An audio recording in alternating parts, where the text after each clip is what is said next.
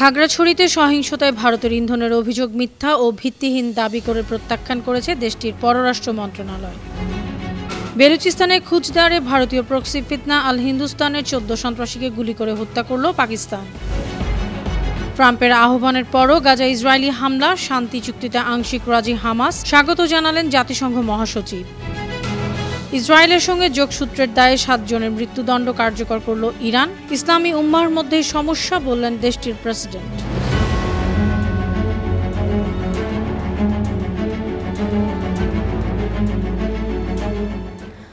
শুনছিলেন সংবাদ শিরোনাম। সবাইকে স্বাগত জানাচ্ছি বিশ্বজুড়ে প্রতিদিনে বিশ্বের বিভিন্ন প্রান্তে সবশেষ তথ্য জানাতে আপনাদের সঙ্গে আছি আমি অনন্যা চৈতি। খাগড়াছড়িতে সহিংসতায় ভারতের ইন্ধন থাকার অভিযোগ প্রত্যাখ্যান করেছে ভারতের পররাষ্ট্র মন্ত্রণালয়। শুক্রবার ভারতের পররাষ্ট্র মন্ত্রণালয়ের মুখপাত্র রণধীর জয়সওয়াল বলেছেন, অন্যের উপর দোষ চাপানো বাংলাদেশের অন্তর্বর্তী সরকারের অভ্যাস।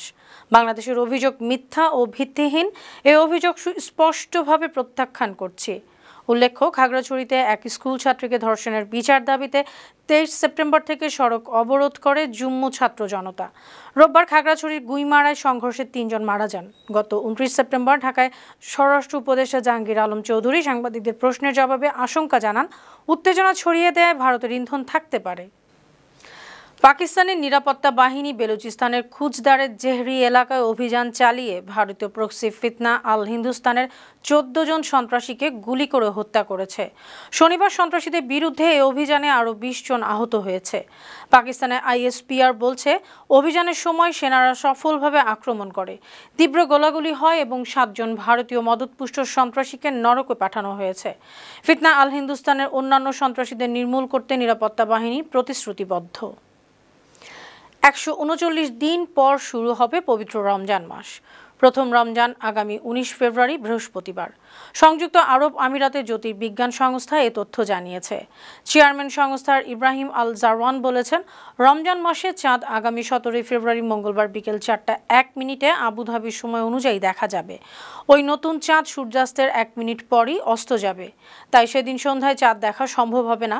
তবে চাঁদ দেখা কমিটি নিশ্চিত করার পর রমজানের প্রথম দিন হতে পারে বৃহস্পতিবার 19 ফেব্রুয়ারি। স্বেচ্ছায় নিজ দেশে ফিরে গেলে যুক্তরাষ্ট্রে অভিবাসী শিশুদের $2,500 দেবে ট্রাম্প প্রশাসন। শুক্রবার ঘোষণায় বলা হয়, প্রাথমিকভাবে 17 বছর বয়সী শিশুদের এই প্রণোদনা দেওয়া হবে। তবে প্রস্তাব প্রত্যাখ্যান করলে কি হবে সে বিষয়ে কিছুই জানানো হয়নি। অভিবাসন অধিকার কর্মীরা অভিযোগ করেছেন, এ প্রস্তাব শিশুদের আইনি দাবি ত্যাগ করতে এবং বিপদের মুখে দেশে ফেরত যেতে চাপ সৃষ্টি করছে। 2008 সালের আইনে বলা আছে, কোনো শিশুকে ফেরত পাঠানোর আগে তাকে অবশ্যই অভিবাসন আদালতে হাজির হতে হবে। গাজায় বোমা হামলা বন্ধে মার্কিন প্রেসিডেন্ট ডোনাল্ড ট্রাম্পের আহ্বানের পরেও কয়েক ডজন বিমান হামলা এবং কামানের গোলাবর্ষণ করেছে ইসরায়েলি বাহিনী। চুক্তিতে হামাস আংশিক সম্মত হওয়ার পর এসব হামলা হয়। ফিলিস্তিনের গাজায় শুক্রবার ইসরায়েলি হামলায় 49 জন নিহত হয়েছেন। 2023 সালের 7 অক্টোবর গাজায় ইসরায়েলের স্থল ও বিমান হামলা শুরু থেকে সবশেষ হিসেব অনুযায়ী 66,288 জন নিহত হয়েছেন। আহত হয়েছেন 1,69,165 জন। গাজার স্বাস্থ্য মন্ত্রণালয় জানিয়েছে, বৃহস্পতিবার পর্যন্ত অনাহারে মারা গেছে 440 জন, এর মধ্যে শিশুর সংখ্যা 147 জন। এদিকে গাজায় অভিযান থামাতে ইসরায়েলি সামরিক বাহিনীকে নির্দেশ দিয়েছে দেশটির সরকার।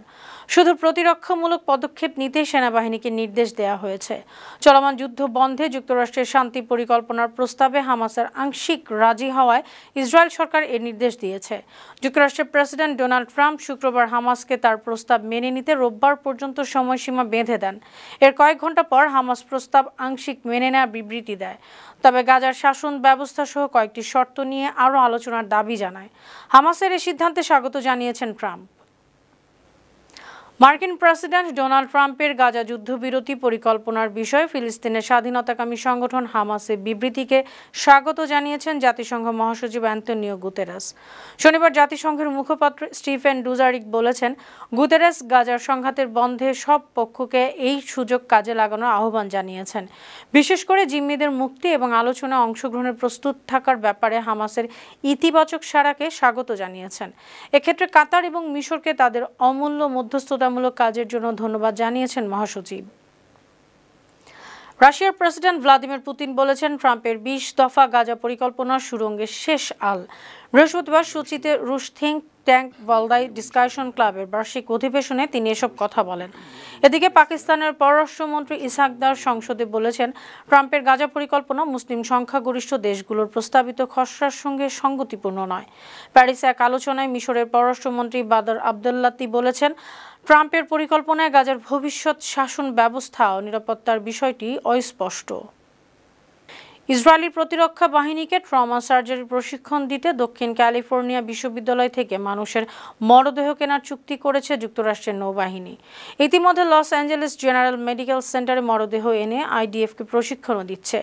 2017 সালের শেষের দিকে মার্কিন নৌবাহিনী বিশ্ববিদ্যালয়টি থেকে মানুষের মরদেহ কেনার একটি নোটিশ জারি করেছিল। ওই নোটিশের পর থেকে মার্কিন নৌবাহিনী বিশ্ববিদ্যালয়টিকে কমপক্ষে 89টি তাজা মৃতদেহ বাবদ $8,60,000 বেশি অর্থ দেয়। এর মধ্যে 32টি দেহ লস অ্যাঞ্জেলেস জেনারেল মেডিকেল সেন্টারে আইডিএফ প্রশিক্ষণের জন্য বিশেষভাবে ব্যবহৃত হয়েছে।